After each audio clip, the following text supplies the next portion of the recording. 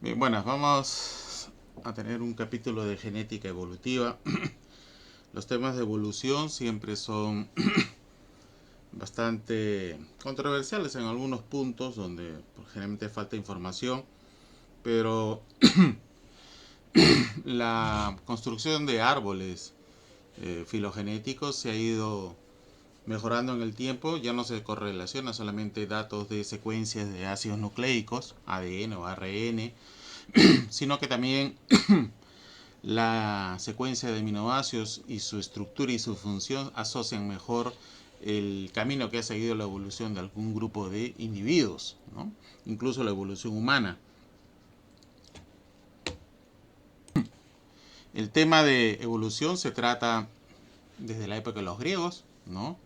Aristóteles, Pitágoras, Empédocles plantearon por primera vez la variedad dentro de poblaciones animales y de plantas, ¿no?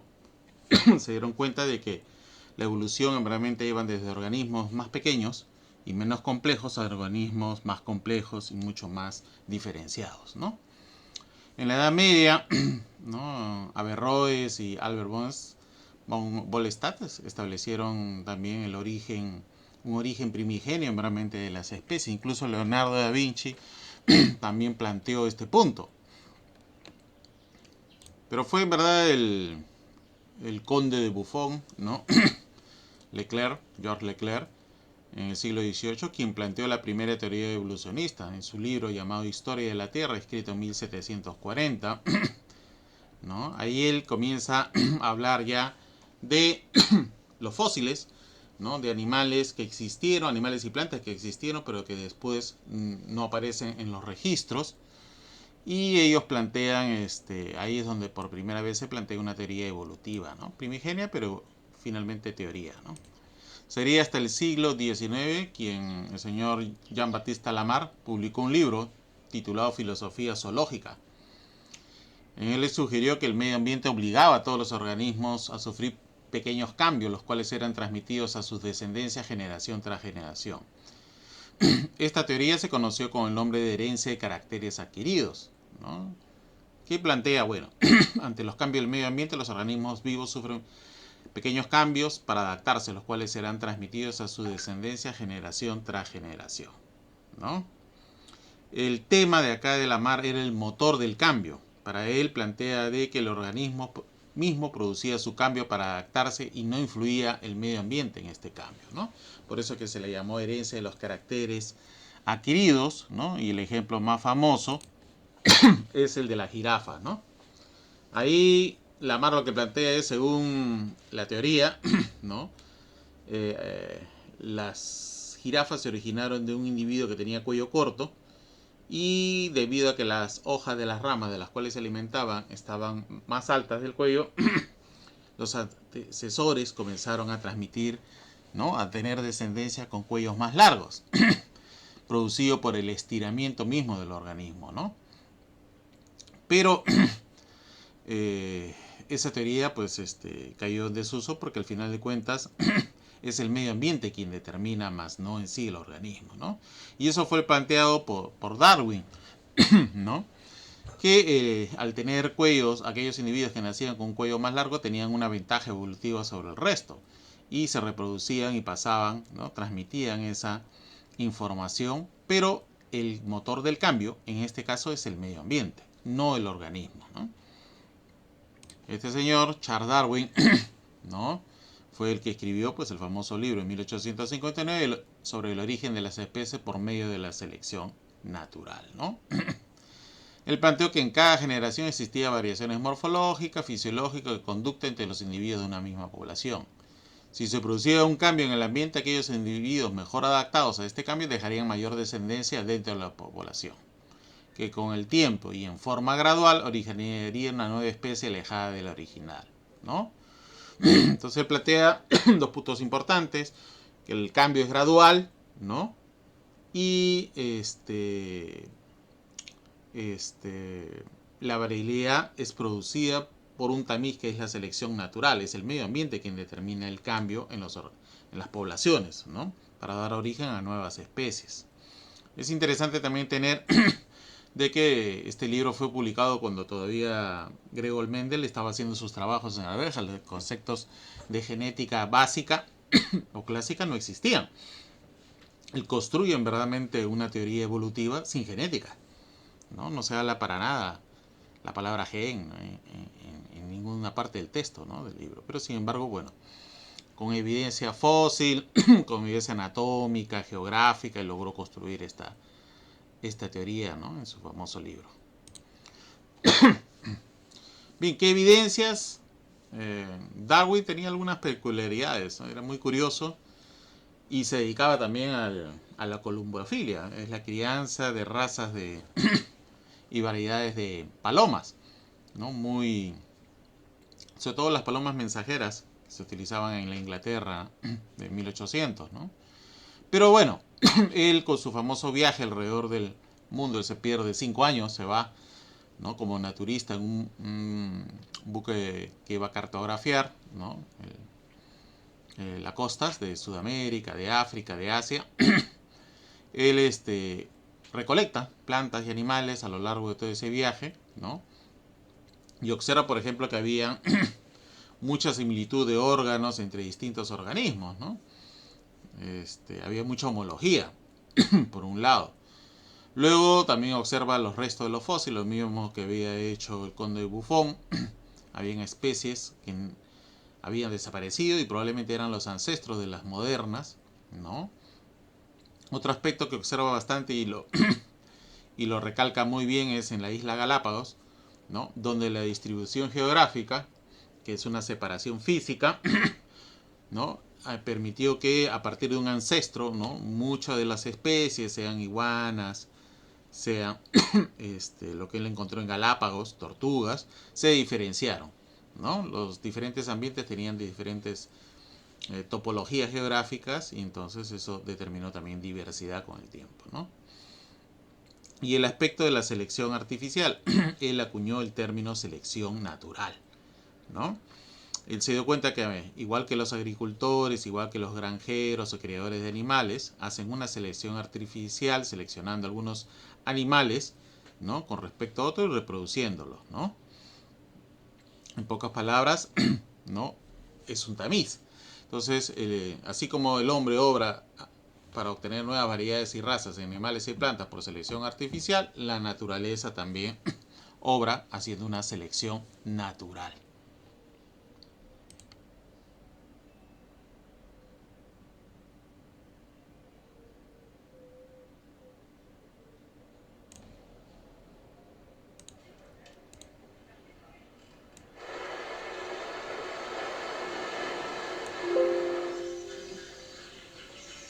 Los Andes, 1835. Darwin camina hacia Concepción.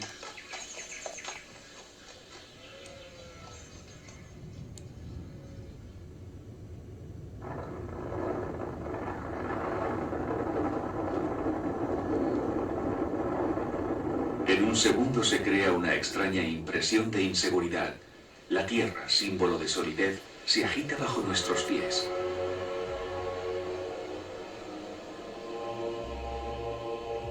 20 de marzo. A medida que ascendemos por el valle, la vegetación va desapareciendo.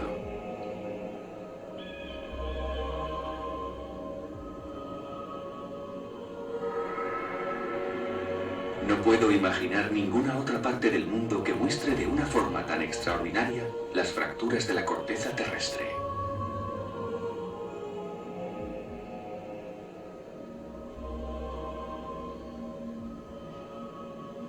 Las terrazas de cantos rodados depositados por el océano, las conchas encontradas en las proximidades de la cima, constituyen para Darwin la prueba de la elevación gradual del continente suramericano.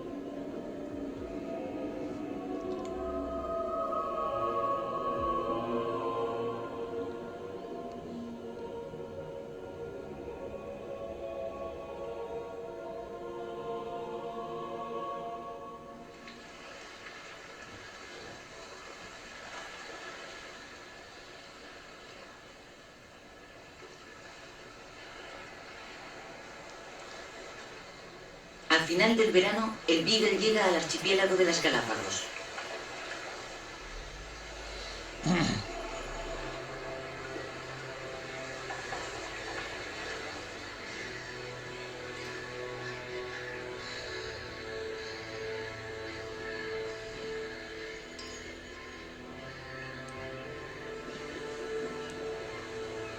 En Charles Island realicé una recogida industrial de todos los animales, plantas, insectos y reptiles de la isla.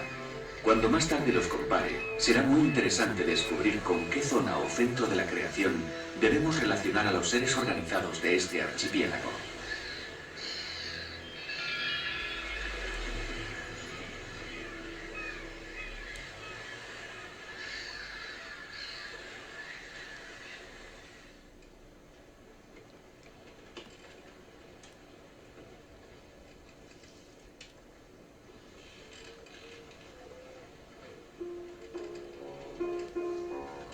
En el camino de regreso, al releer sus notas, Darwin sospecha que las variedades de aves de las diferentes islas tienen un origen común.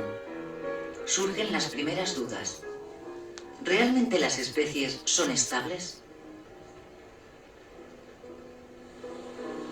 En el camino del Beagle se encuentran Tahití, Nueva Zelanda, Australia, las Islas Coco, el Cabo de Buena Esperanza, Santa Elena, Bahía.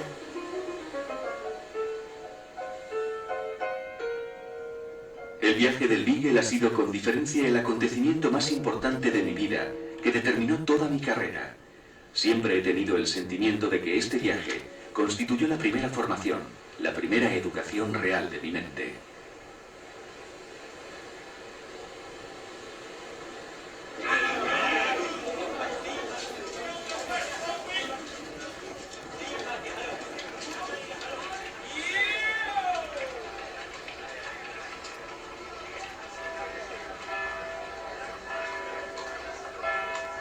Darwin recorre Londres, visita instituciones y sociedades culturales en busca de naturalistas capaces de identificar esos ejemplares.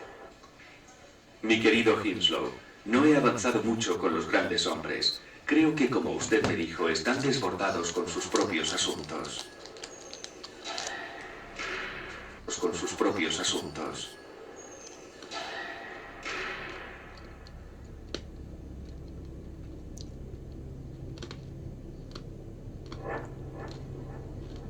Darwin tiene 27 años, pero Charles Lyell le recibe como a un igual. Le presenta a Richard Owen, que confirma el parecido entre los mamíferos fósiles descubiertos por Darwin y las especies actuales.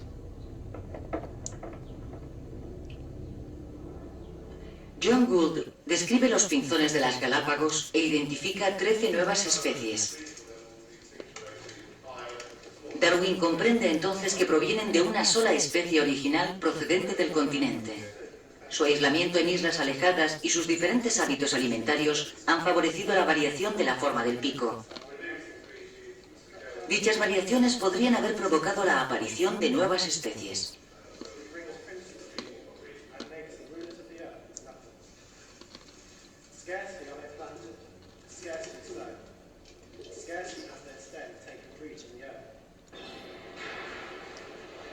Me pareció que si reunía todo lo relacionado con la variación de los animales y de las plantas en estado doméstico y natural, quizás pudiésemos arrojar alguna luz sobre el tema en su conjunto. En julio de 1837 comencé a escribir mi primer cuaderno de notas. ¿La ostra tiene la noción necesaria de espacio? Cada especie cambia. Podemos hablar de progreso. Las negras se sonrojan. Yo juraría que Fueya Basket se ruborizaba. Los seres organizados representan un árbol con ramificaciones regulares. Que el hombre vaya a ver al orangután en cautividad para que compruebe su inteligencia cuando le hablan y el afecto que muestra hacia quienes conoce.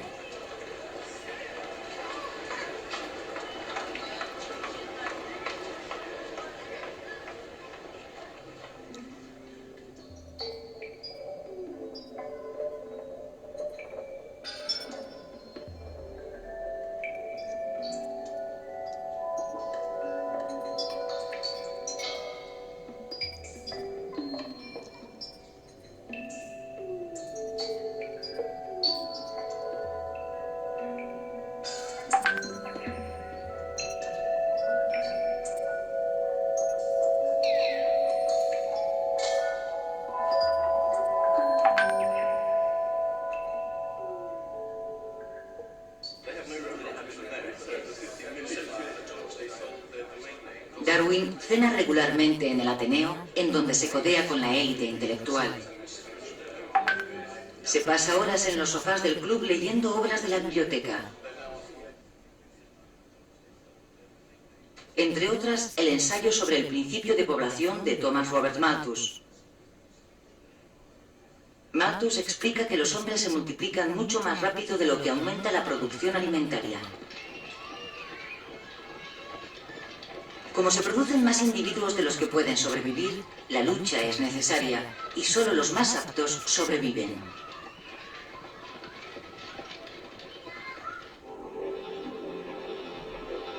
Por fin había encontrado una teoría con la que trabajar, pero quería evitar los juicios preconcebidos, así que decidí no escribir ni una línea de momento. Y hasta 1859, 21 años más tarde, Darwin no se atrevió a publicar su teoría en el origen de las especies.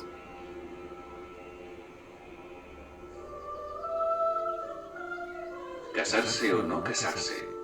Esa es la cuestión. Casarse, hijos, si Dios quiere. Un objeto a quien querer y con quien divertirse. En cualquier caso es mejor que un perro. Pensar solo en una dulce y bonita mujer en un sofá con un buen fuego y libros, y quizás música.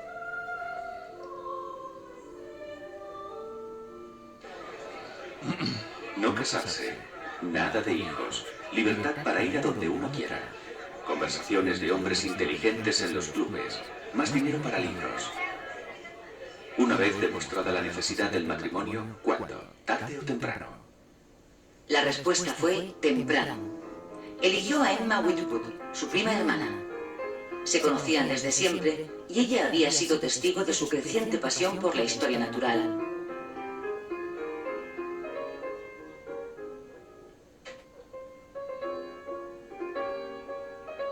Emma y Charles se casaron en la capilla de Maer. Esa misma noche, Darwin escribió en su libro de notas las reflexiones hechas por su suegro, el tío Josh, sobre los nabos.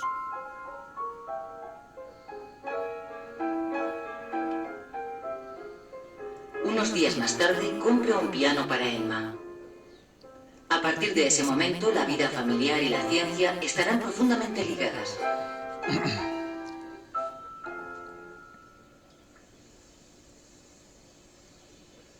En el otoño de 1842, Charles y Emma se instalan en Kent con sus 2 hijos. Situación a 16 millas de Londres. Un pueblo de 40 casas, habitantes muy respetables, casa fea, ni vieja ni nueva. En Downhouse continúa con sus investigaciones en un ambiente de calma. Organiza su vida con rigor. Trabajo, paseos, comidas, lecturas, todo está organizado siguiendo un rito preciso.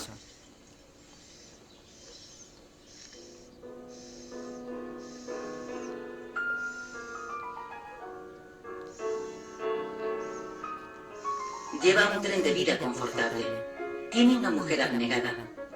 Charles y Emma eligen para sus hijos una educación liberal. Les permiten correr por todo el jardín y por toda la casa. El único lugar prohibido es el despacho del padre.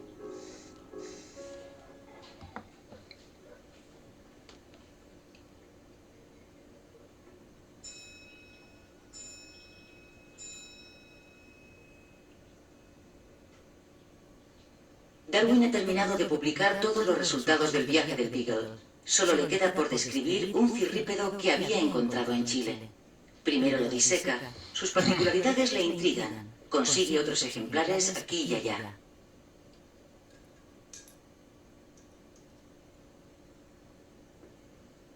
Me he convertido en un hombre con una sola idea: cirrípedos a todas horas.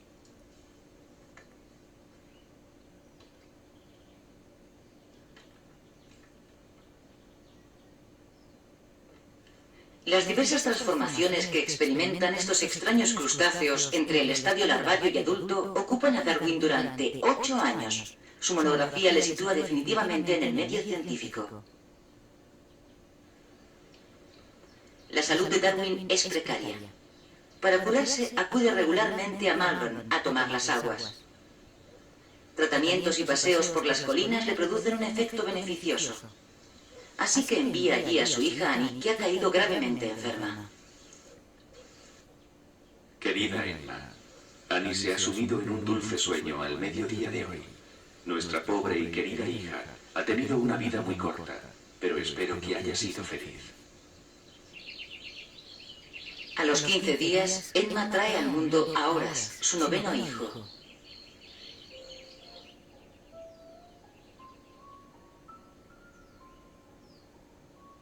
A partir de septiembre de 1854, me pasé todo el tiempo observando y realizando experimentos relativos a la transmutación de las especies.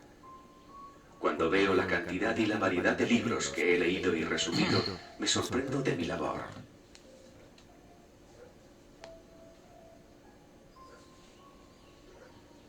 A través de su correspondencia sigue preguntando a lectores de revistas, a criadores y a amigos.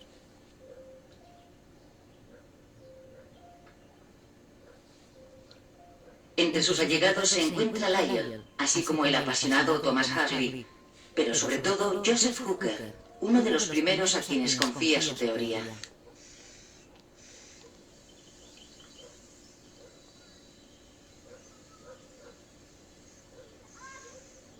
El jardín de Down House sirve de campo de observación y experimentación. Darwin se hace criador de palomas para estudiar más de cerca el mecanismo de la selección artificial. En el huerto estudia los cruces y los híbridos. Me da miedo que mi causa me supere. Soy como Creso, sumergido en la riqueza de los hechos que poseo.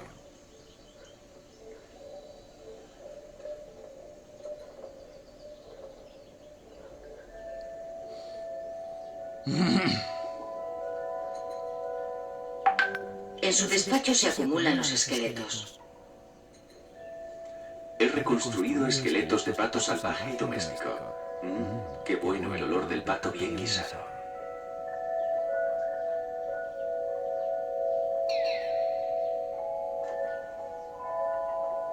Un joven naturalista, Alfred Wallace, publica un artículo sobre la formación de nuevas especies. Lyell y Hooker temen que Darwin se vea desposeído y le empujan a publicar su teoría. Organizan la lectura de un comunicado común de los textos de Wallace y Darwin en el transcurso de una reunión de la Linnean Society.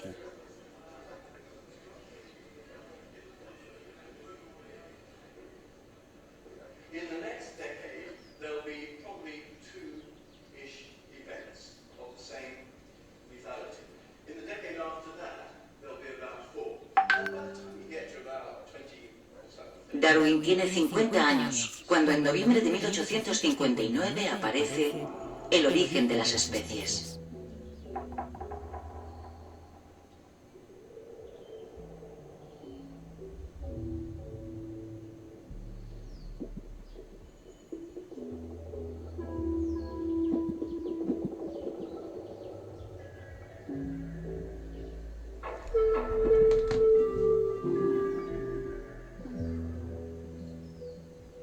Todos los seres vivos, salvajes o domésticos, presentan variaciones. Mediante la selección artificial, los hombres eligen las variaciones que le interesan. De este modo, en la cría de palomas domésticas, el hombre ha creado, a partir de la forma salvaje, las Bisset, una raza que presenta una extraordinaria variedad. Se trata de razas, no de especies. Los híbridos son fecundos.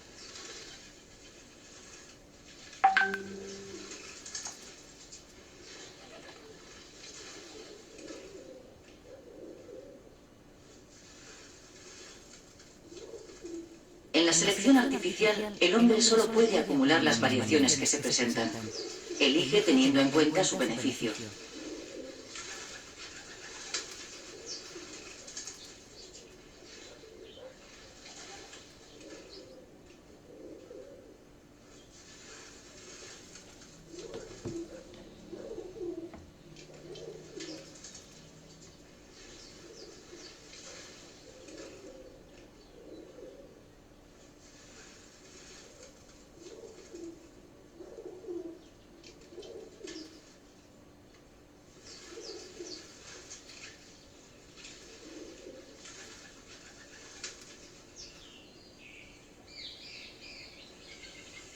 Darwin comprueba que en la naturaleza es difícil discernir entre especie y variedad.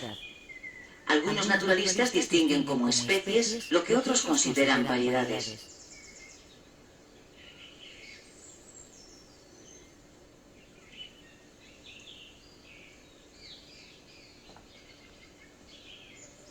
A medida que van apareciendo estados intermedios, se van desvaneciendo los límites de la especie.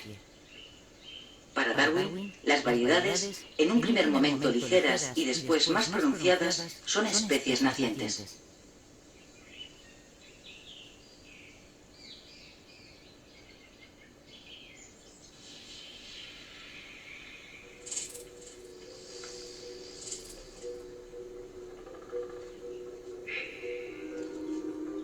El abejorro visita el trébol rojo. Si el abejorro desapareciese, el trébol rojo empezaría a escasear o desaparecería por completo. El número de abejorros depende del número de ratones campesinos que destruyen sus nidos. El número de ratones campesinos depende sobre todo del número de gatos. Las especies, dotadas de una fecundidad sin límites, se enfrentan. La lucha por la existencia es una regulación que impone el entorno y selecciona a los portadores de variaciones ventajosas, eliminando a los desfavorecidos. Los afortunados transmiten a sus descendientes los caracteres divergentes que les han proporcionado el triunfo. De este modo, la vida se ramifica como un árbol. Las ramas muertas y rotas se entierran en las capas de la corteza terrestre, mientras que las magníficas ramificaciones que siguen vivas y se renuevan constantemente cubren la superficie.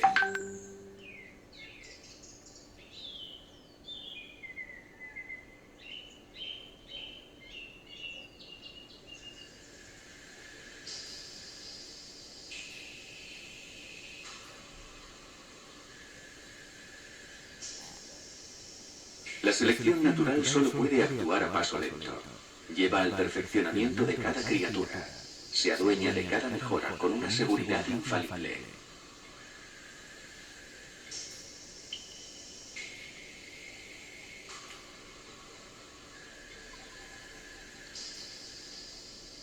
Yo considero los archivos arqueológicos como una historia del globo que se conserva de forma incompleta, escrita en un dialecto que cambia constantemente, del que nosotros solo poseemos el último volumen que trata de 2 o 3 países solamente.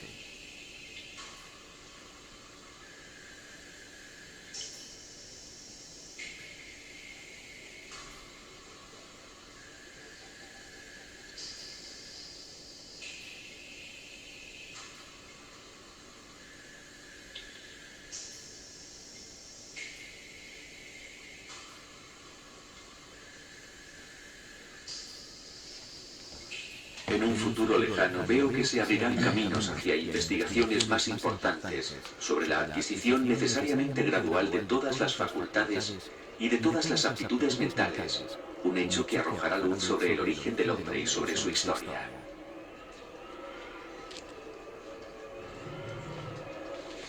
¿Usted piensa que desciende del mono por medio de su abuela o de su abuelo? El obispo de Oxford, Samuel Wilberforce, se dirige a Huxley. Ataca duramente la teoría de Darwin durante la sesión anual de la British Association. El ambiente se caldea, una lady se desmaya. Huxley y Hooker defienden apasionadamente a Darwin ante los aplausos de una parte del público. La batalla de Oxford entre la ciencia y la religión será histórica.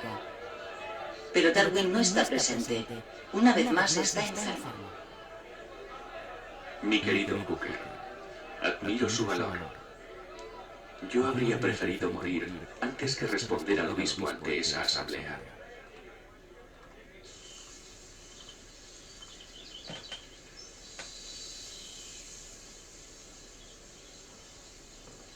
En Down, Darwin sigue ocupando todo su tiempo. Después de su paseo diario, trabaja en la tercera edición del origen de las especies. Para reforzar su teoría, comienza una obra sobre la variación de los animales y de las plantas en estado doméstico. No consigo estar ocioso y me siento bien cuando trabajo. La palabra vacaciones está escrita en una lengua que para mí está muerta, y eso me aflige. A veces me siento tentado a renunciar a las especies y dedicarme a los experimentos porque son mucho más divertidos.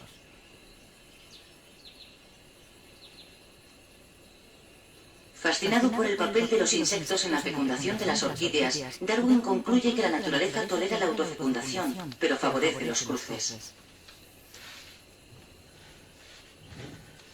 Las diferentes combinaciones que ofrecen las orquídeas sobrepasan el ingenio de cualquier animal. Moviliza a sus hijos para que le ayuden en sus investigaciones, pero sobre todo recurre a Hooker, que ahora es director de los jardines botánicos en Kew. Entre Down y Kew se establece un abundante intercambio de cartas, ejemplares, semillas e información.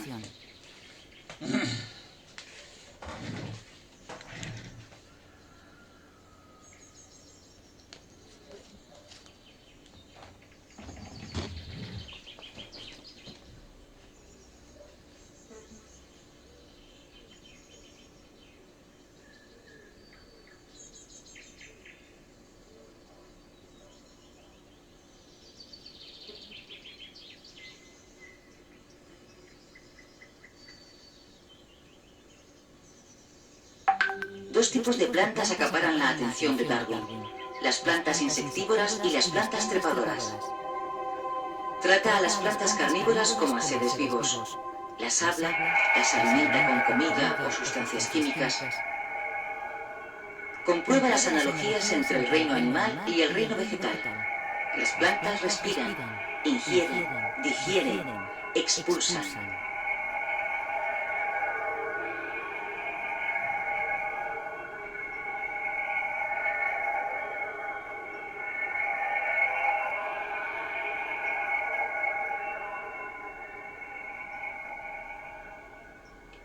Pero Darwin se derrumba extenuado por el trabajo, sus dolencias y las enfermedades de sus hijos. Después de otra estancia en Melbourne, regresa a Down y se siente incapaz de salir de su habitación. Durante 6 meses, Emma le cuida, le lee y escribe su correo. Mi querido Hooker, me encantaría vivir para avanzar en mi trabajo un poco más. A menudo siento que es necesario, pero luego de nuevo siento que estoy al límite.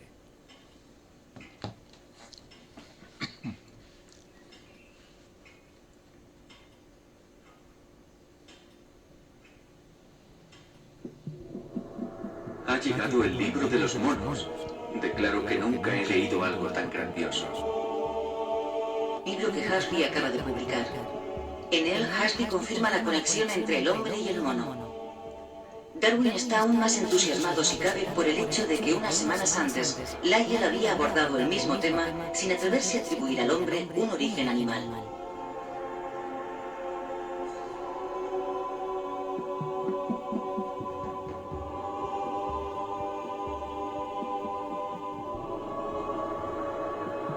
Darwin también se decide a publicar. Cuando en 1871 aparece La filiación del hombre, Darwin tiene 62 años. En él evidencia la conexión genealógica entre el hombre y la serie animal. En primer lugar, examina las similitudes de la estructura corporal. ¿Hay algo más admirable que el hecho de la mano para coger, el pie o la pezuña para andar, el ala del murciélago para volar o la aleta de la marsopla para nadar se matan en el mismo plano? Y que la posición de los huesos y su número sean tan semejantes que todos puedan clasificarse o designarse bajo los mismos nombres. En este hecho vemos un profundo nexo de unión entre los seres orgánicos de las mismas grandes clases, un nexo cuya ilustración constituye el objeto y el fundamento del sistema natural.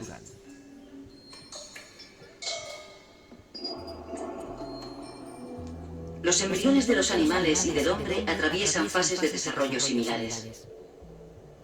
En las primeras fases embrionarias hay una gran similitud entre el hombre y el resto de los animales, pero sus diferencias se acentúan en el transcurso de las etapas posteriores.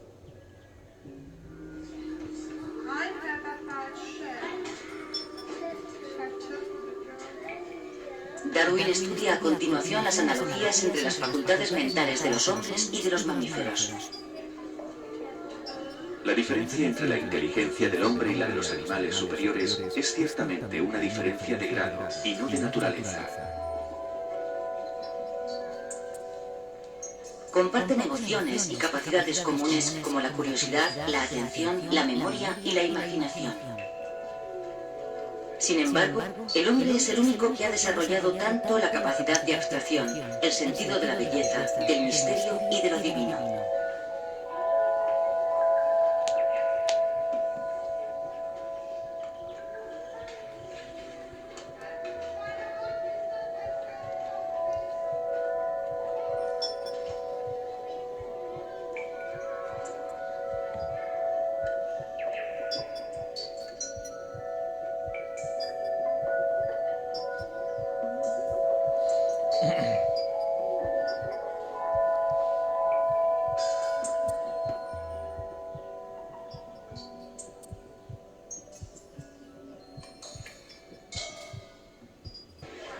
El animal posee instintos sociales y, al igual que el hombre, siente placer con la compañía de sus semejantes.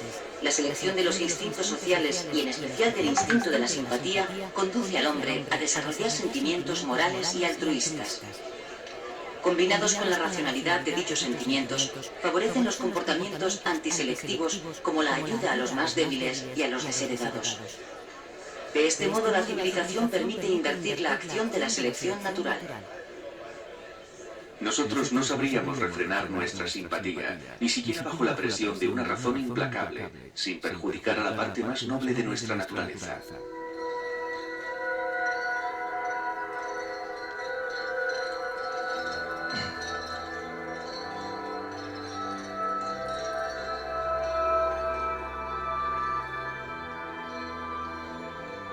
Para Darwin, el primer vector del altruismo es el instinto de copular y procrear.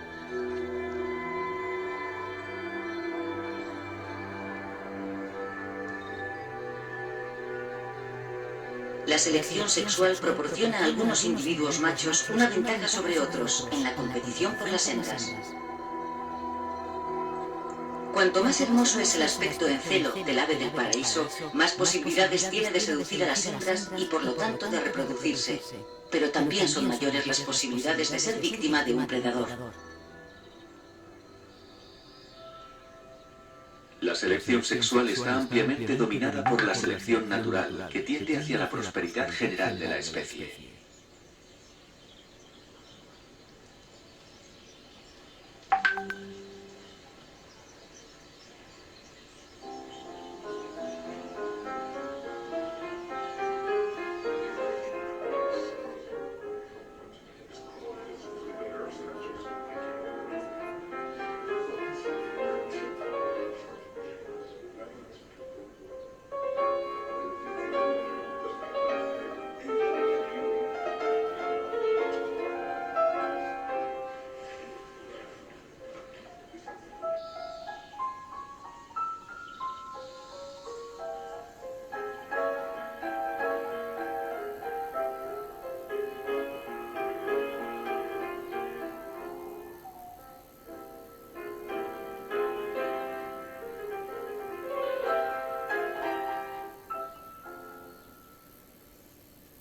Los que afirman que la ciencia nunca podrá resolver tal o cual problema son los que saben muy poco, no los que saben mucho. Los investigadores contemporáneos se apoyan en la sistemática molecular, la genética de las poblaciones y los nuevos descubrimientos paleontológicos para completar la teoría de Darwin. La memoria del genoma determina otros mecanismos sobre los que actúa la selección en última instancia.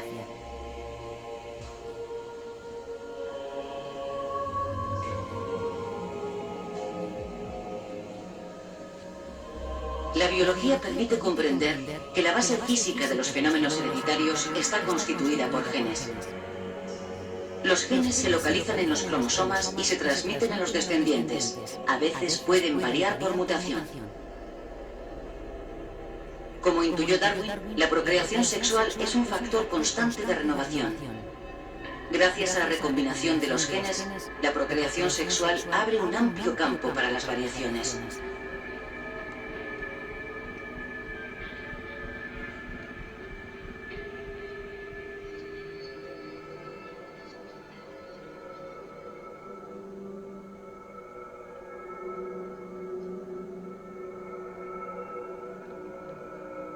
Pero las cuestiones que planteó Darwin superan el marco científico.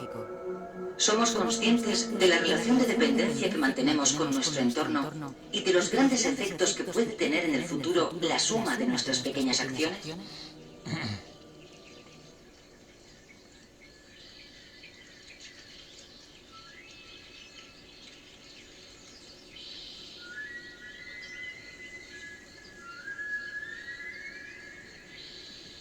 Para Darwin, la ciencia es un camino de conocimiento, no de lucha. Entre él y la naturaleza hay una relación de connivencia y no de dominación. Él pregunta sin descanso e intenta comprender.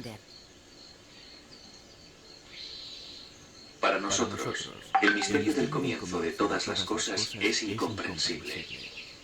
Yo no puedo pretender arrojar un poco de luz sobre unos problemas tan oscuros. Mi aptitud para seguir el encadenamiento de unos razonamientos puramente abstractos es muy limitada. Mi memoria es vasta, pero vaga.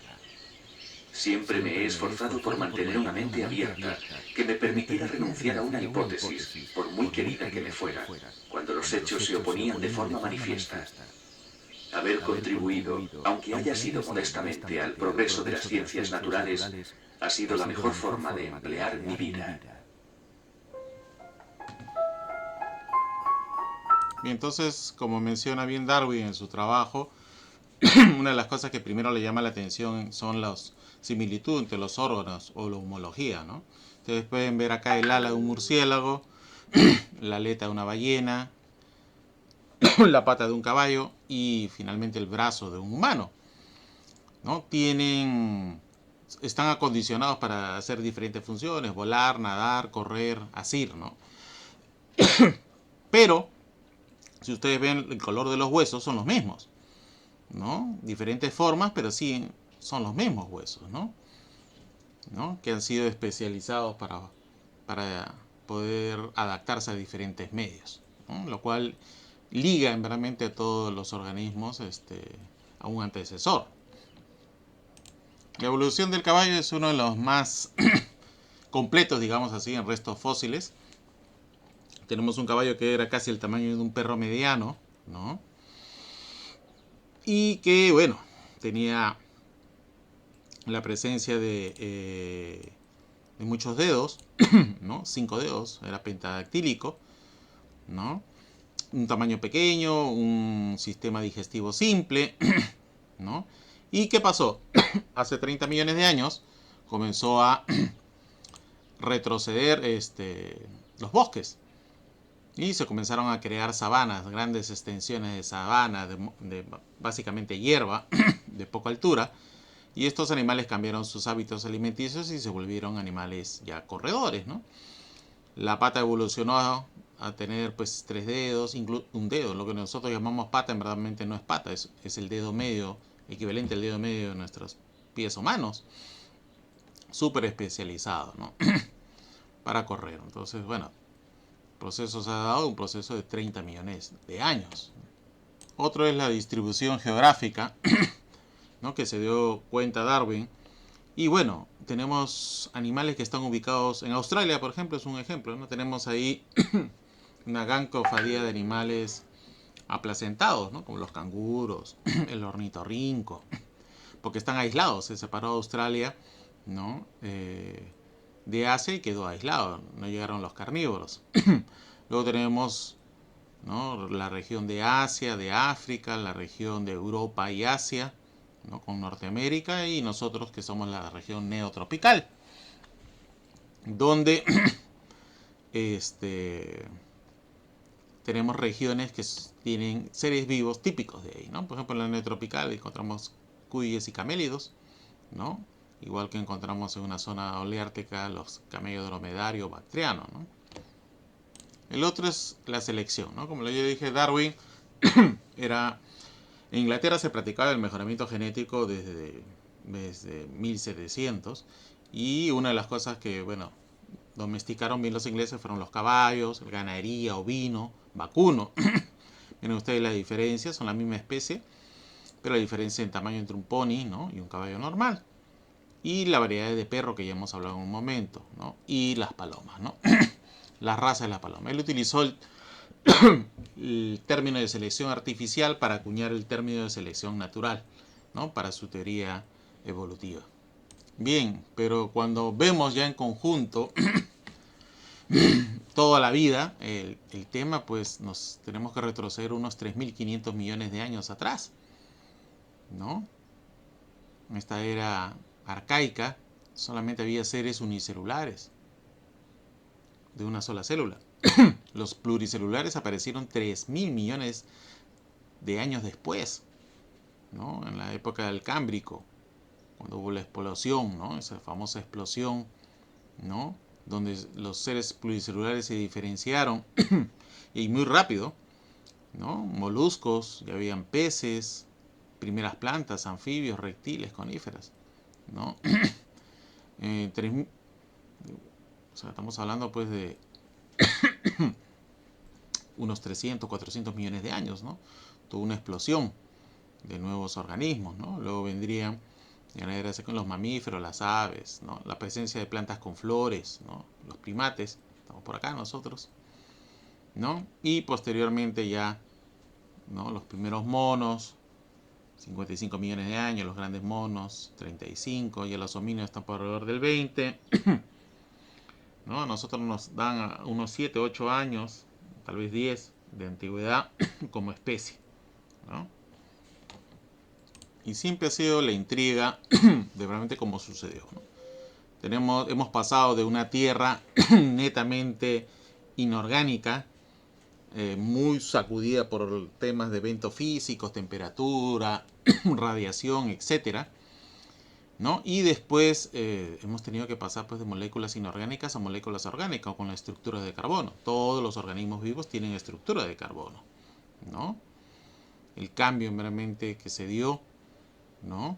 Y cómo sucedió esta sopa molecular orgánica para dar moléculas como el ADN o el ARN que se replican y finalmente dar el paso a las primeras células, ¿no? Acá tenemos dos estromatolitos que existen en Australia, que pudieron haber sido los nichos, ¿no? De las primeras células, ¿no? Hace 3.500 millones de años.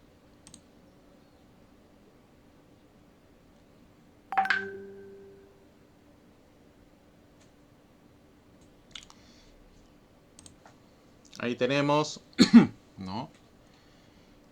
Resumiendo un poco, ¿no? 3.500 millones de años que nunca se va a encontrar. No había tenido éxito la vida pluricelular hasta que se dio la explosión en el Cámbrico hace más o menos 600 millones de años, ¿no? Y aparecieron todo un grupo de organismos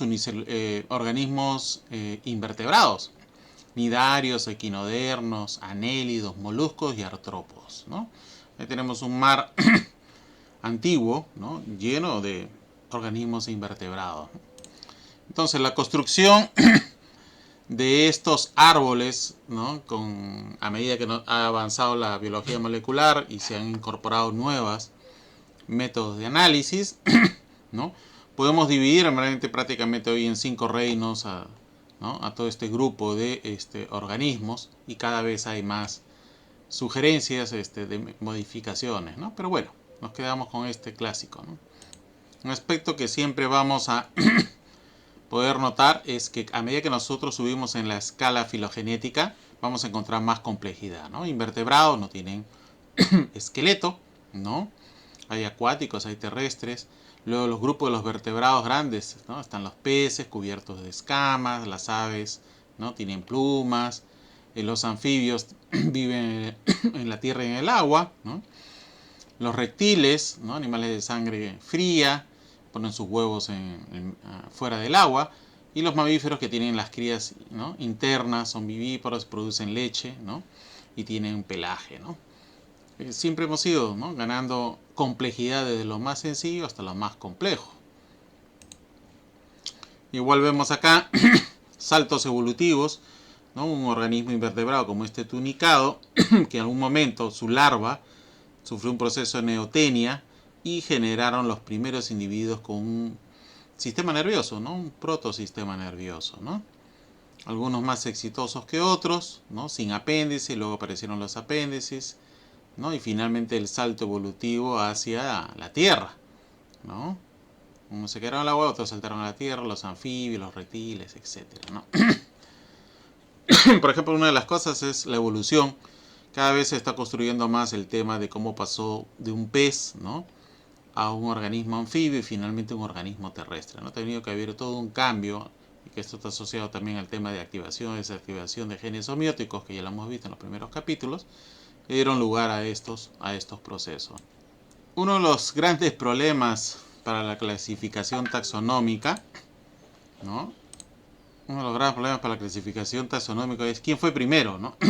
Es el caso de las ballenas, ¿no? Las ballenas, por ejemplo, tienen toda una forma hidrodinámica, tienen aletas, ¿no?, adaptadas igual que los delfines.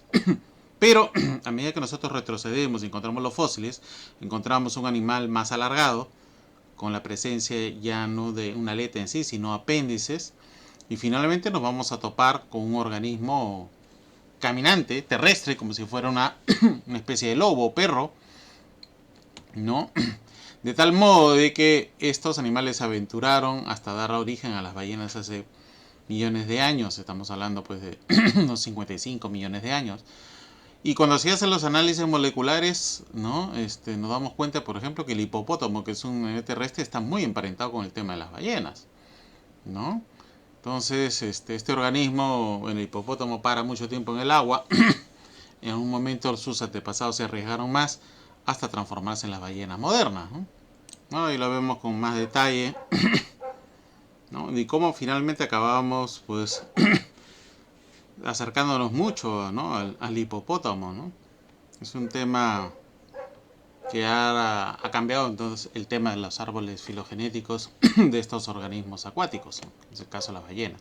Bien, ahí les muestro yo el fósil de Archaeopteryx, ¿no? Era un reptil, pues un reptil que tenía, en lugar de pico, tenía mandíbula, tenía plumas cubierto, pero tenía cola, ¿no?, garras, ¿no?, un cuerpo cubierto de colas. Y en verdad, algunos piensan que no volaban, sino que este animal en verdad planeaba máximo, se arrojaba de los árboles para cazar su presa, y las plumas en verdad no aparecieron como una estructura para volar, sino por una estructura, aparecieron como una estructura para protegerse del frío, ¿no? Y bueno, tenemos hasta ahora algunas discusiones con los biólogos evolutivos. Tenemos fósiles vivientes. Este es el famoso celacanto, pescado en las costas de Sudáfrica en 1938, que se suponía que hace 80 millones de años estaba extinto, ¿no? Y bueno, fue capturado y es un fósil viviente, ¿no?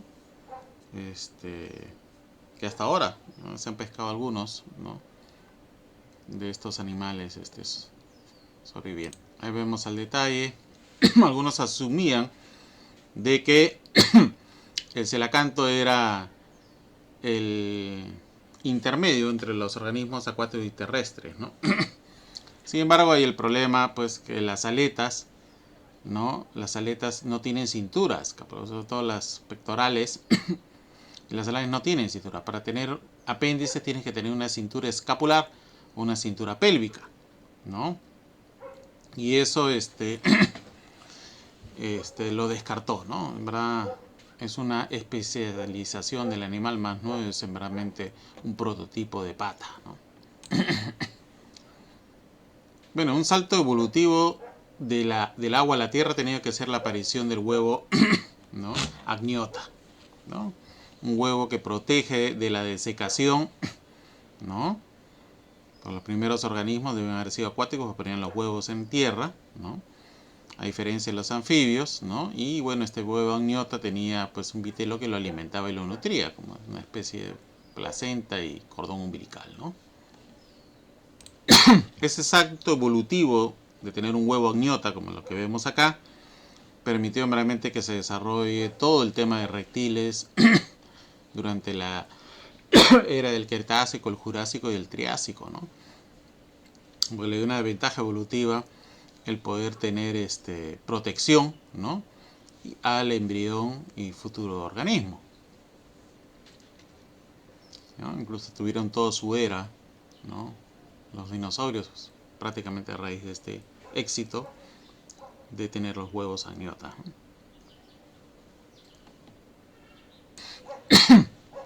Ahí tenemos, miren, las aves en verdad son un grupo muy especializado de los dinosaurios, ¿no? El grupo dinosauria, ¿no? Fueron animales que incluso los últimos dinosaurios caminaban igual que las aves de ahora, con plumaje, y fueron cambiando su estructura de pata para hacerlos, ¿no?, bípedos, ¿no? Las aves aparecieron hace 160 millones de años y bueno, no se extinguieron, ¿no? Están acá, evolucionaron al contrario, ¿no? Y la naturaleza ha intentado de todo, ¿no? Ha intentado de todo. Ahí, como ustedes ven, esa ave, ese pollo ahí que le han puesto una cola. La cola ayuda a balancear al animal y es más o menos lo que serían estos prototipos de dinosaurios que vemos arriba. Unos grandes, otros pequeños, unos con plumaje más o menos, ¿no? Fueron realmente prototipos que no fueron diseñados en verdad para volar, sino fueron diseñados para un tema de cobertor, ¿no? De protección contra el frío, ¿no? ¿No? Son animales ya de sangre caliente. Pero bueno, ahí tenemos, ¿no?, algunos que ya se tienen. El Gastornis era una ave de casi 3 o 4 metros de altos, carnívoro, ¿no? El Oviraptor. Como ustedes ven, estas alas no les sirve para volar, ¿no? Se asumen que es un tema de cobertor, incluso hasta de atractivo sexual, ¿no? Las plumas. Y bueno, tenemos acá pues animales que han evolucionado, ¿no? Con 3 dedos, la mano también, 3 dedos, ¿no? El poder mover, ¿no?, el primer dedo del pie, ¿no? En fin. Bien, también tenemos exageraciones, ¿no? La evolución a veces toma caminos exagerados. Tenemos un alce prehistórico donde la cornamenta, el 50% del calcio de su cuerpo era solamente la cornamenta y lo mudaban todos los años, ¿no? Una exageración. Igual el diente de sable, realmente los dientes de sable no mordía, no le servía para masticar, era más para clavar. Cuando atacaba a su víctima, apuñalaba en verdad a estos individuos, ¿no?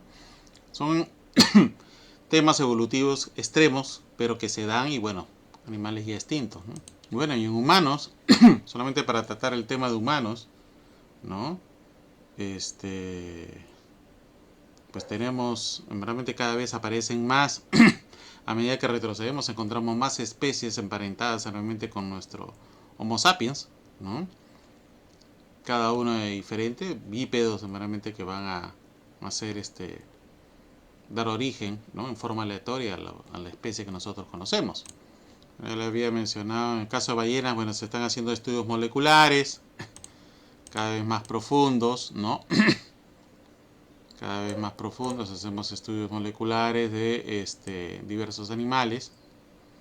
Ahí tenemos, por ejemplo, ¿no?, la filogenia de las ballenas, ¿no?, el grupo de los delfines, Mysticetia, entonces se hace estudios moleculares, ADN mitocondrial, en fin, nuclear, todo mezclado. Igual para los camélidos. Los camélidos fueron oriundos de Norteamérica, pero no se encontraron ya camélidos en Norteamérica cuando entraron los carnívoros por el estrecho Bering, ¿no? Y bueno, un grupo de ellos se fue al desierto, el camello dromedario y bactriano, y otro grupo, el camello, se fue hacia las alturas, donde no llegaron los depredadores, ¿no?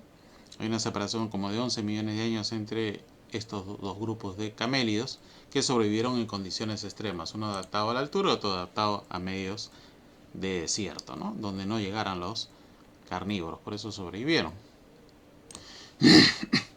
El otro tema, y bastante controversial, ya hasta Darwin lo había tocado, es el tema de dónde descendemos nosotros, ¿no? Lo que se sabe hasta la fecha, que hace unos 200.000 o 300.000 años, más no, había un antepasado africano prehumano, y este salió del continente africano y se diseminó por todo el planeta, ¿ya?, a medida que pasaban los... Bien, todos los estudios filogenéticos apuntan a un ancestro en común, como ustedes pueden ver acá, ¿no?, en África, ¿no? A partir de este ancestro en común, hace unos 200.000 o 300.000 años, ¿no? El ser humano salió de África, ¿no? El futuro ser humano salió de África rumbo, realmente, a conquistar otros continentes, ¿no? Por eso que lo vemos en este árbol, lo más antiguo. Ahí lo podemos apreciar, ¿no? El continente africano, realmente, ¿no? Pasaron del continente africano hacia Europa, ¿no? Un grupo rápidamente llegó a lo que es Nueva Guinea y Australia. Eso es algo que hasta ahora llama la atención, ¿no? Y otro grupo se fue hacia el lado oriental, ¿no? Hacia Asia, hacia el este. Y finalmente, durante la última glaciación, ¿no? Ingresó a América del Norte. Calculo unos 50.000 a 36.000 años, ¿no? Que el hombre atravesó con animales, con perros y todo, ¿no? A Norteamérica, ¿no? Y después pasó a Sudamérica unos 7.000 años atrás, que es más o menos lo que se especula, ¿no? Ahí lo podemos ver nosotros con los estudios genéticos que se han hecho, utilizando sobre todo lo que es ADN mitocondrial. Se ha podido construir esos linajes y, bueno, corroborar la información geográfica con los restos fósiles, ¿no? Y la información molecular. Bien, algunos estudios últimos, más finos, ¿no? Acá tenemos separado, por ejemplo, ¿no? Un antepasado común para los primates en general, ¿no? Los simios están en un grupo acá, los humanos, y tenemos acá, es algo bastante interesante y que incluso hay un proyecto genoma de esto, es el de los Neandertal, ¿no? Los Neandertal siempre aparecen separados, es una cosa bien curiosa, ¿no? Tenemos humanos de diferentes partes del mundo y los Neandertal aparecen como un árbol aparte, ¿no? Incluso acá podemos observar un clado típico de los Neandertal, ¿no? Separado del resto de individuos, en este caso africanos y no africanos, ¿no? Ahí se asume una divergencia evolutiva. Realmente los primates se comenzaron a separar, hace unos 8 a 10 millones de años, ¿no? Un primer salto, y luego las primeras especies de humanos comenzaron a divergir hace unos 2 millones de años, 2 a 3 millones de años. Y acá vemos de color rojo la separación, ¿no? Los Neandertal con respecto a lo que está de negro, que son los humanos modernos, ¿no? Están muy juntos, pero aún así hay unas pequeñas diferencias, ¿no? Entre Homo sapiens y Homo neandertal. Recordemos que los Neandertal, esto es en el número de generaciones, los Neandertal hace 1600 generaciones, multipliquen eso por 25, poblaban toda Europa, ¿no? Y parte de Asia. Después comenzaron a llegar, ¿no? Homo sapiens de África, ¿no? Y comenzaron a desplazar los nichos que tenían los Neandertal, ¿no? Y finalmente coparon todo Europa, ¿no? Entonces, los Neandertal hasta ahora es un poco el misterio de por qué desaparecieron. Se encontraron los restos de Neandertal más recientes, hace unos 25.000 años, no más de 25.000 años, en la zona norte de España, en el que llaman el Sidrón. Hay una obra también escrita ahí. Y bueno, siguen estudiándose y tratando de reconstruirse el genoma de estos individuos que han sido probablemente nuestros primos, los humanos más cercanos a nosotros, ¿no? Disponemos de información molecular para poder corroborar realmente cómo ha sido la evolución, ¿no? De los organismos. Acá yo les presento un trabajo que hice tiene ya como 20 años, ¿sí? En 2005, ¿no? 15 años. Donde yo trabajé con la secuencia de ADN mitocondrial, que es una línea que permite trabajar. Es un ADN mitocondrial, tiene 16.500 pares de bases y tiene algunos genes de interés, 22 para ser exactos, ¿no? Entre esos está la citocromo B y la ATPasa 8 y el DELUC, que es una región reguladora, ¿no? Es la región promotora que inicia la transcripción y traducción de algunas proteínas típicas del ADN mitocondrial. Lo interesante de acá se bajó algunas secuencias, sobre todo en el DELUC, de animales que no son humanos y de animales, de primates que tampoco son humanos, incluso de Neandertal, ¿no? Algunas secuencias que existían en ese momento para poder hacer comparaciones y dilucidar alguna información importante, ¿no? Peculiar, que pudiera meramente darnos luces acerca de la evolución de estas secuencias. Una de las cosas que llama bastante la atención de este trabajo es que, bueno, ustedes ven de color rojo, son diferentes ADN mitocondrial, la secuencia de Luke, de diferentes ciudadanos, ¿no? De África, de Europa, de Asia, ¿no? De Australia, y todos están muy cerca, ¿no? Entonces comparamos con otras secuencias, qué interesante porque chimpancé, mono verde, el gibón, ¿no? Están formando un clado, y por acá tenemos a los otros animales, a los otros primates grandes, el orangután y el gorila, y más alejado pues están un pez, un anfibio, ¿no? Como un outgroup, ¿no? Siempre tenemos un clado que no tiene nada que ver con el resto. Y los Neandertal no se ubican cerca a los humanos, sino que realmente se ubican entre los primates, ¿no? Entonces, bueno, utilizamos un método, nos salía esto. Luego hicimos el mismo análisis, ¿no? Y teníamos también los mismos resultados, ¿no? O sea, los Neandertal estaban más cerca realmente de los simios, ¿no? Que a los humanos, ¿no? Aplicando los diferentes modelos. Y bueno, eso llamaba enormemente la atención, ¿no?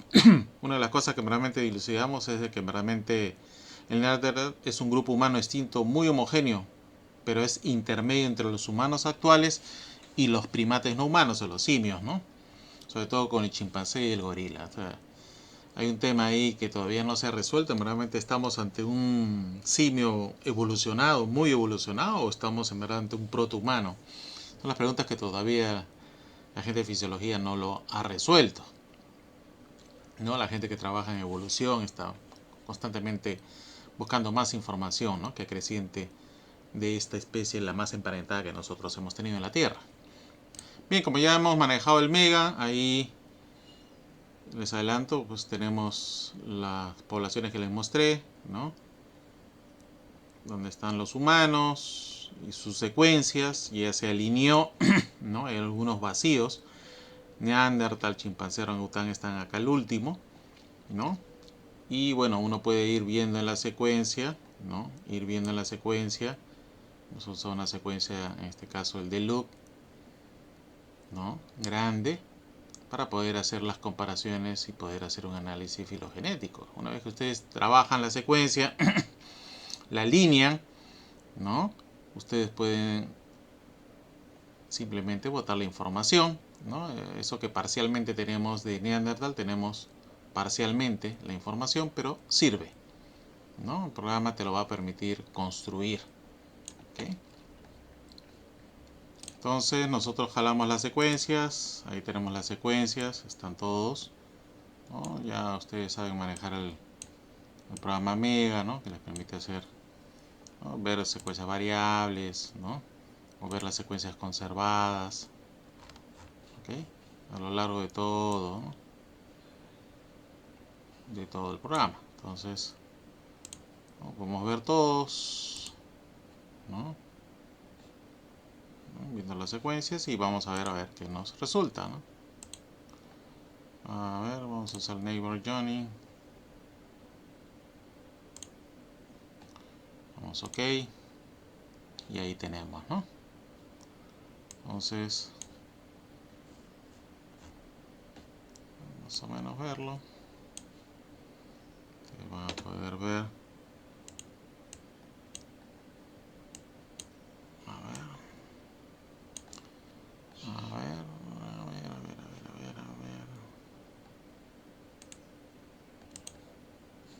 Entonces, ahí podemos ver el árbol, ¿no? Y si ustedes observan, acá están los humanos, ¿no?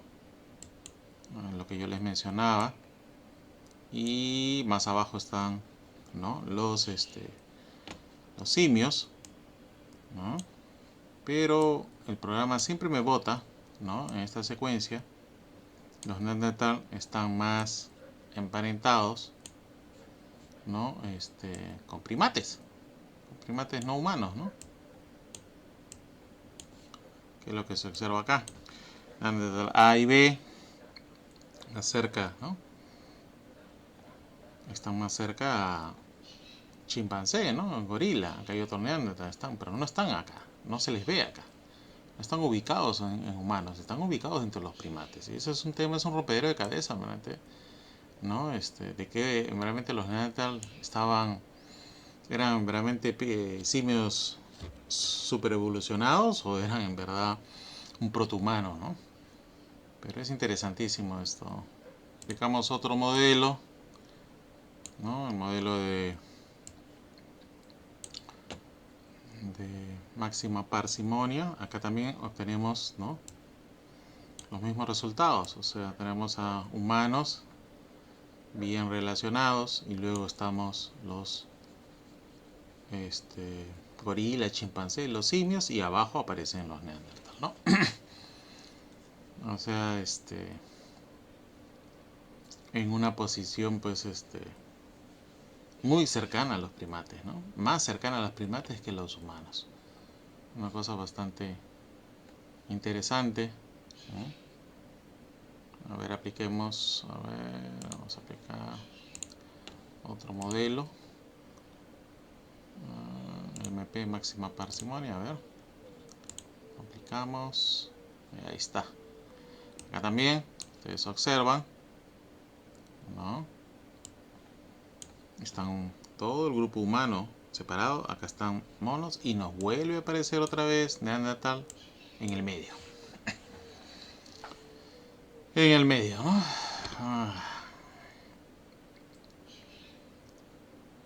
Entonces, bueno, estamos en meramente, ¿no? Acá le puedo hacer un flip. Le puedo hacer acá. A ver,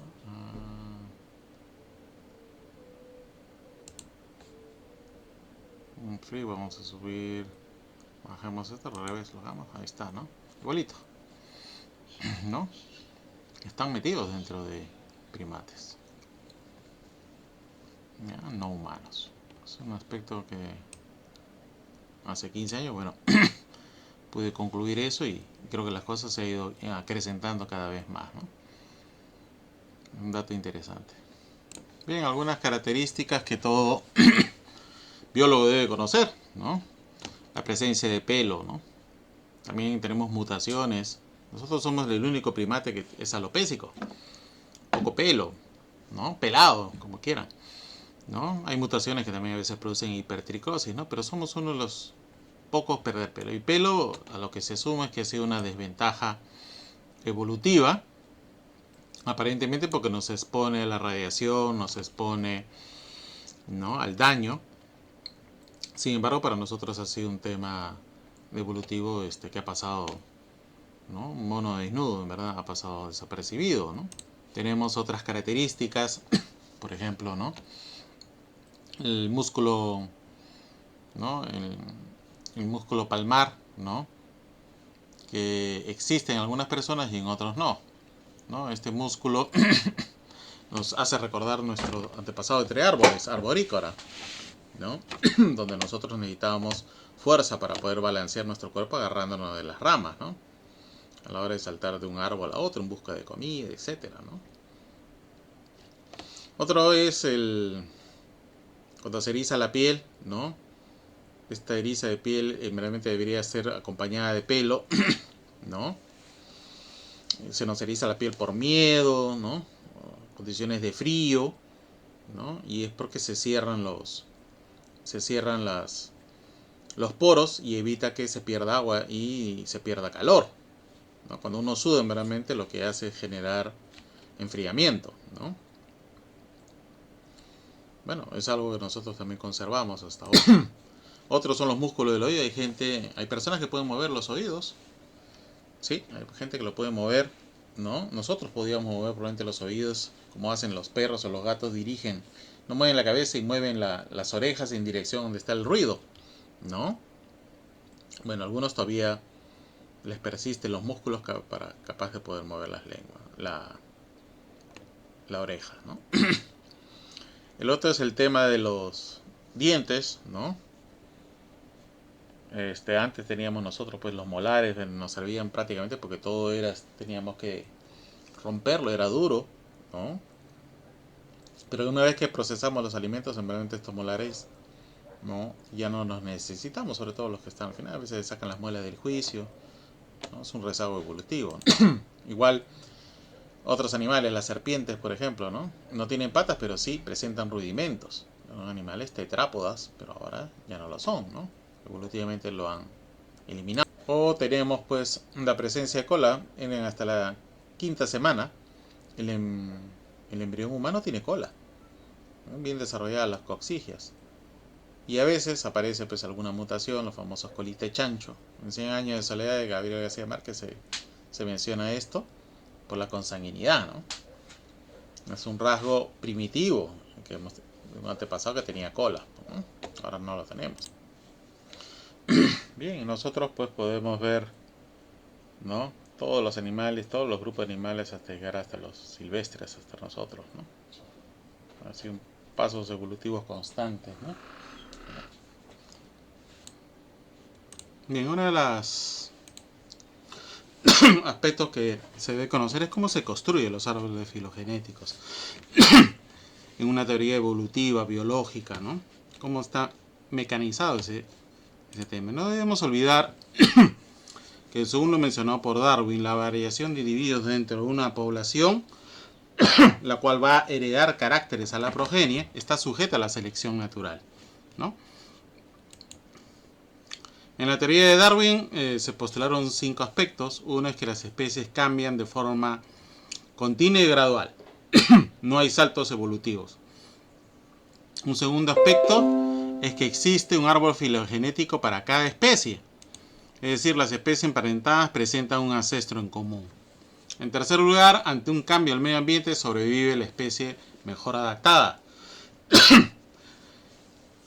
Otro aspecto importante es que el concepto de especie es artificial, solamente para un tema de nomenclatura y de orden, ¿no? Y existe variación intraespecífica, es decir, entre los individuos de una misma especie o población, ¿no? Por espacio, por reproducción, por comida, etc. Y hay una variación interespecífica entre individuos de diferentes especies o poblaciones, ¿no? El típico cazador, presa, etc., ¿no?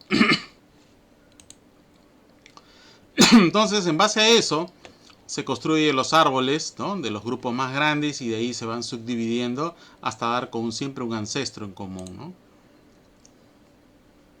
Bien, hay problemas evolutivos que no se han resuelto hasta ahora, ¿no? No hemos podido imitar el origen de la vida por más experimentos que hayamos hecho en un laboratorio, eso es un tema, ¿no? Hay desapariciones masivas, aproximadamente ha habido 5 desapariciones masivas, ¿no? Que han eliminado especies enteras, ¿no? Completas, fauna, flora, ¿no? Y también hay la aparición de nuevas especies donde aparentemente no encontramos un intermediario, un organismo intermediario, se le llama saltacionismo también. No encontramos tampoco los organismos intermedios, ¿no? Que liguen realmente un descendiente con un antepasado. También tenemos casos de fósiles vivientes que no han cambiado nada durante millones de años. La cacerolita, que es un crustáceo, las tortugas, la tuatar, el celacanto, no han cambiado nada, sí, igual, ¿no? Y bueno, a veces tenemos las exageraciones, lo que llaman ortogénesis, ¿no? Como el diente de sable, el alce gigante de Alaska, ¿no? Un aspecto que a veces no encontramos, y yo quiero poner en orden esto, ¿no? Y a ver, díganme en qué orden sigue, ¿no? La complejidad a veces no es tan fácil, basándonos en restos fósiles o en misma anatomía, por eso que recurrimos a la parte molecular para tratar de encontrar de por dónde fue el camino evolutivo, en verdad, ¿no? O tratar de encontrar, por ejemplo, el individuo que une a mamíferos con reptiles, ¿no? Y aves. Es una representación supuestamente, pero nunca se ha encontrado este organismo, ¿no? Es difícil a veces encontrar organismos que sean completamente, ¿no? Que no haya intermediarios, que tengan de todos los descendientes, ¿no? Bueno, el celacanto ya les mencioné. Fósil viviente, la ortogénesis, como los dientes de sable, que no tienen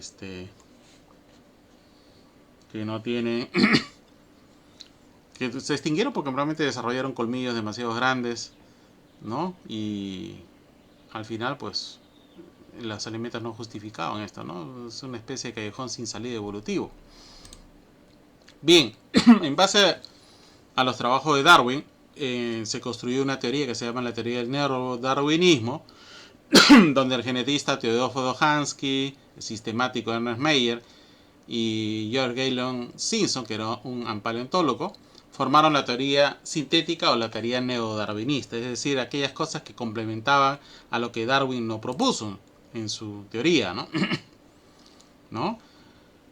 Que los procesos de cambios, ¿no?, estaban dados por mutaciones génicas, recombinación genética, parte de la meiosis, el crossing over, cambios estructurales y numéricos de los cromosomas que ya hemos visto, la selección natural planteada por Darwin, el aislamiento reproductivo también planteado por Darwin, la migración, hibridación, deriva génica, ¿no?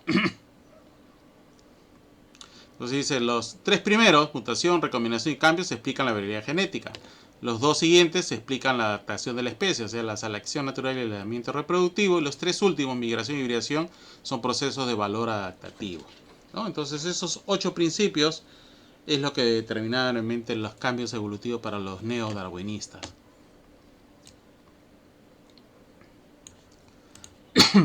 ¿No? Las mutaciones, que ya hemos visto un capítulo, ¿no? Las mutaciones, recuerden ustedes, las mutaciones son lentas en sí, las tasas mutacionales son pequeñas, acá están las fórmulas, ¿no? Entonces yo quiero cambiar, por ejemplo, si tengo la frecuencia de una población tiene valor 1 y una tasa de 10 a la menos 5, se necesitará 50.000 generaciones para reducirla a 0.08. O sea, 50.000 generaciones, ¿no? Por 25 años que tiene el intervalo generacional humano, 6 millones de años. Los cambios son muy lentos. La recombinación génica, que se da durante la formación de gametos ¿no?, y la recombinación de alelos, ¿no? Y esto se debe, pues, en que si nosotros tenemos más alelos por un gen, el número de genotipos distintos que podemos formar va en incremento, ¿no?, para un solo gen. Hablemos ahora para los 20.000 o 21.000 genes que podría tener en caso de humanos, ¿no? El proceso de recombinación genética solamente por un gen o dos ya complica y produce mucha variabilidad genética, ¿no? Los cambios estructurales, hemos visto que hay cambios estructurales que producen nuevas, como las duplicaciones, inversiones, o cambios numéricos cuando ya se altera todo el número total de cromosomas, ¿no? Estos cambios estructurales, miren, estos son lo que está de colores, los cromosomas humanos, comparado con los de ratón. Entonces, los de la ratón tienen los mismos genes, pero están ubicados en otros cromosomas, ¿no? Tienen los mismos, pero están ubicados en otros cromosomas. Entonces, ¿no?, hay una sintenia, un ordenamiento ahí para todas las especies.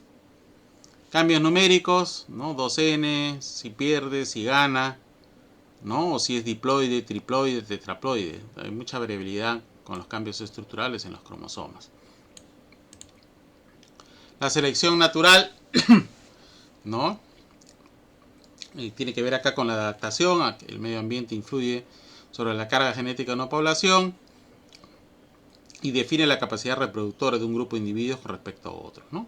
Hay una selección normalizadora, ¿no?, donde tiende a eliminar mutaciones a los homocigotas, ¿no?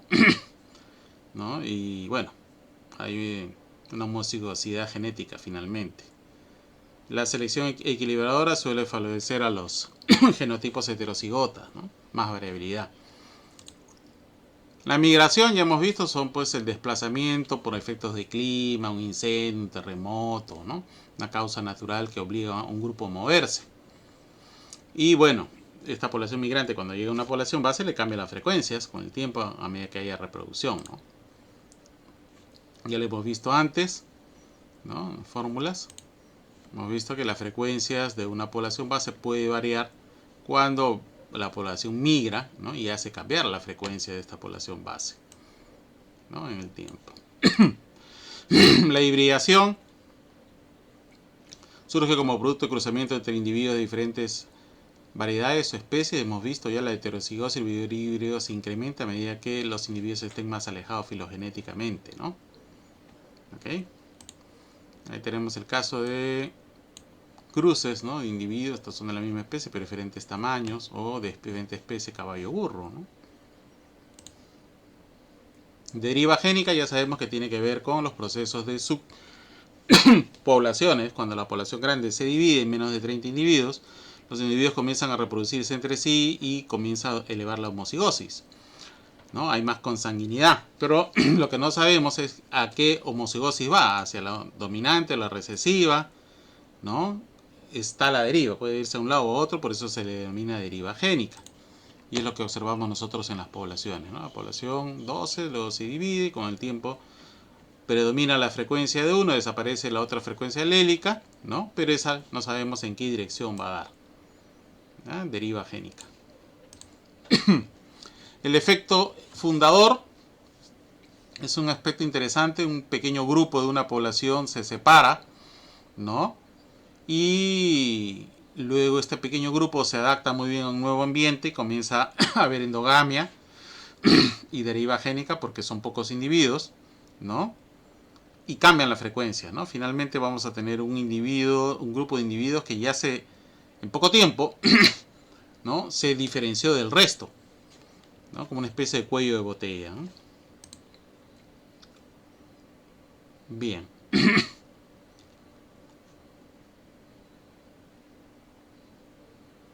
En filogenia, ¿no? Lo que hacemos es comparar meramente secuencias de ADN, principalmente ácidos nucleicos, ¿no?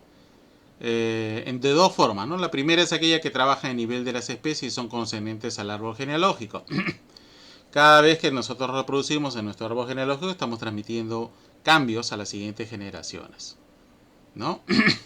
Eso se conoce también como microevolución, ¿no? De los pedigrís, todo lo que hemos visto hasta ahora en herencia. Pero cuando los cambios ya son más grandes a nivel de especies, y a nivel de toda la estructura poblacional, hablamos de macroevolución y ahí estamos hablando ya de sistemática o de filogenia, ¿no? Lo vemos más representativo. Ahí lo tenemos, ¿no? Un árbol filogenético no es otra cosa, ¿no? Podemos suponer que estas especies, anfibios, reptiles, no es otra cosa que la suma de los pedigrís que van pasando de generación en generación. Entonces pasamos de la microevolución a la macroevolución.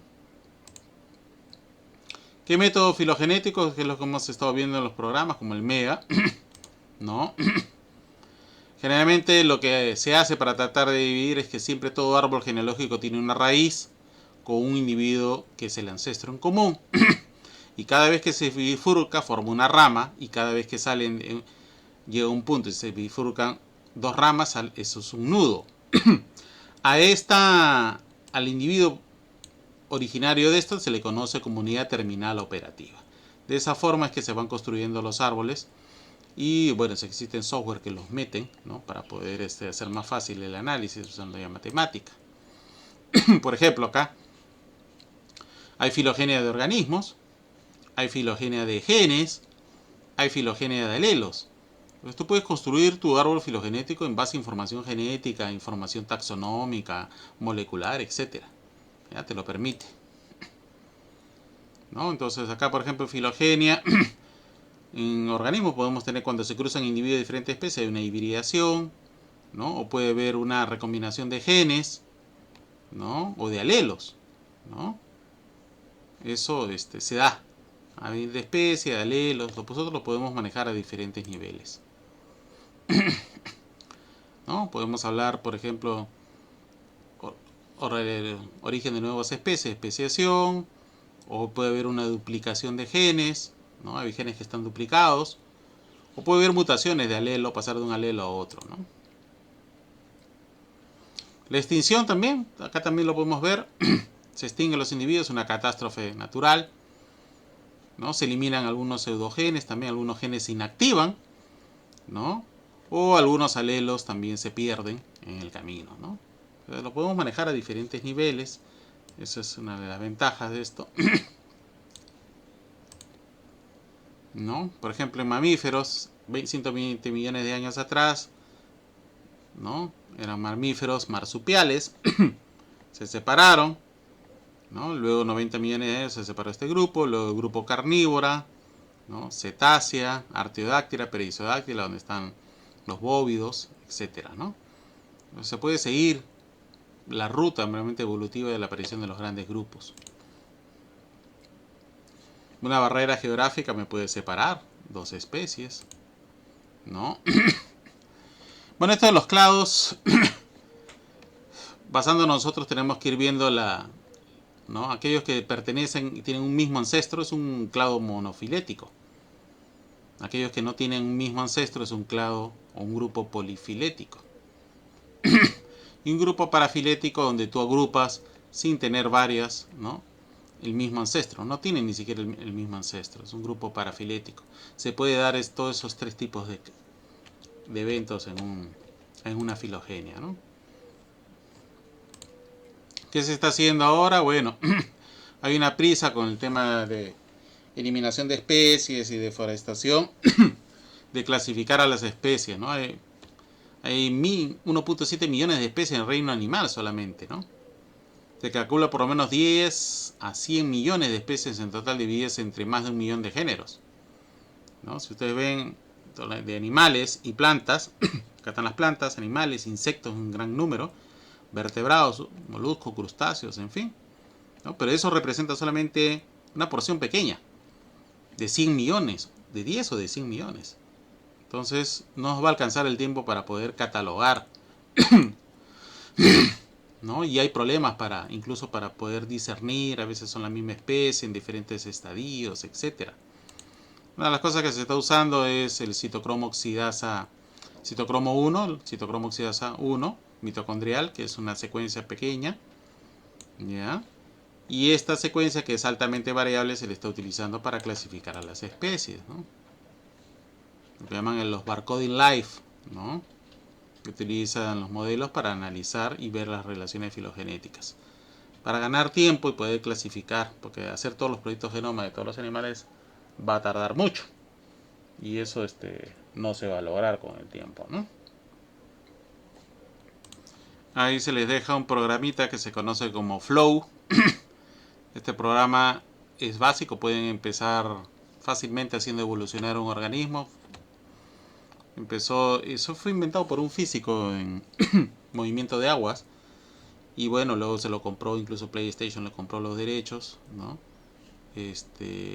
Por lo fácil que es para poder hacer evolucionar un organismo, ¿no? En este caso virtual. Ahí tenemos el organismo, ustedes lo hacen evolucionar con el clic, ¿no? Y el organismo se va comiendo, ¿no? Se va comiendo los otros organismos, la depredación.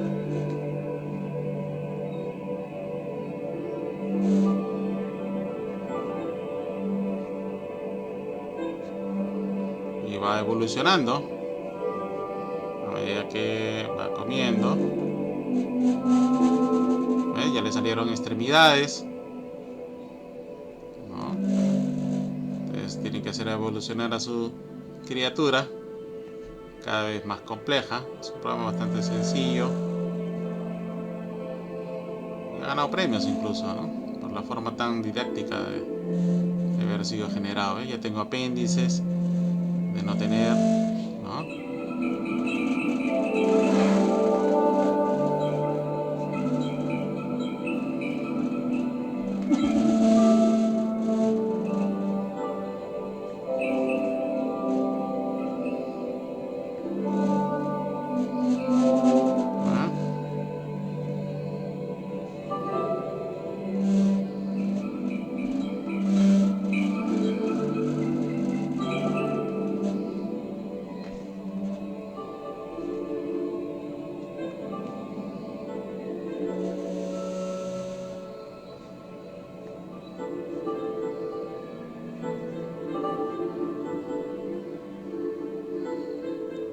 llegamos a ciertas escalas y ustedes lo hacen evolucionar.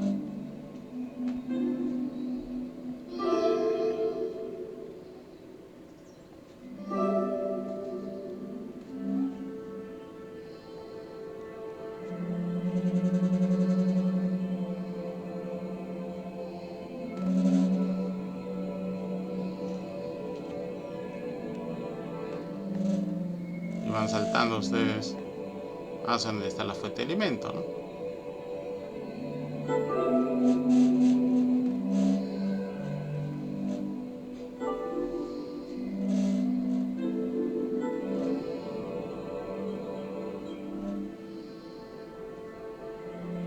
Tienen para entretenerse ahí, ¿no?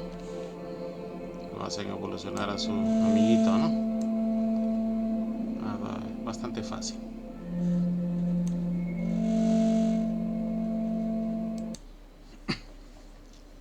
Bien.